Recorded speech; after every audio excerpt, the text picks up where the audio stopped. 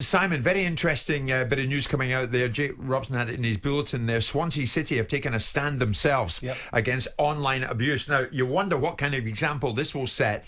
It's about a fortnight since Thierry Henry made his own personal stance. I'm coming off all social media. And I wonder if anybody will follow suit. So in the last few moments, Swansea say they have chosen to take a club-wide stance in the battle against abuse and discrimination against all forms on social media. So from 5 o'clock today, 5 o'clock this evening, Swansea tell us all first team players, those in the academy, Swansea City ladies, the community trust, senior club staff, the official club channels, Facebook, Twitter, Instagram, LinkedIn, YouTube, TikTok, Snapchat, the lot. None of the people involved in these various groups will post any content for a period of 7 days. This has come as a result of conversations between senior club staff, players and management. So fair play Swansea. They are saying, no, action is louder than words. Let's sit down and do something.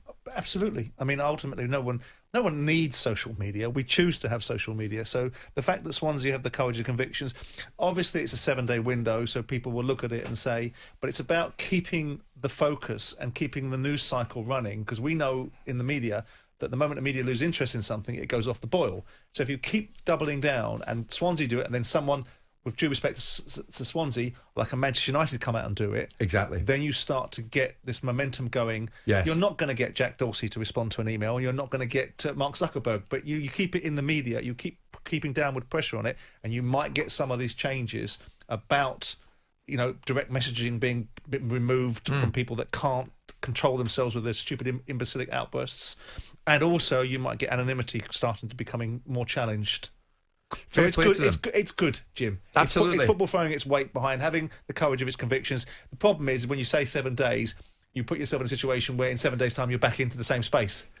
But you're keeping the noise and the news cycle around this challenge on social media going. Well, I've got to say, this lunchtime, Simon, go Swansea, because the chief executive, Julian Winter, has sent a letter to the Twitter chief executive, Jack Dorsey, who you just mentioned, and Zuckerberg himself, to reiterate the club's stance and their desire to see social media companies like them introduce more stringent policing and punishments for those guilty of abuse. So they've taken it right to Zuckerberg's doorstep, Dorsey's doorstep. Do something about it. I mean, Jim, don't forget these guys refuse to turn up to Senate committees and refuse to turn up to select committees. So with due respect, but it is better than doing nothing.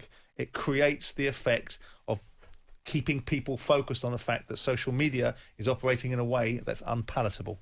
Fair play to Swansea, and as you rightly say, Simon, let's see if the likes of some of the big, with all due respect to Swansea, the Manchester United, Liverpool of this world, if they do the same.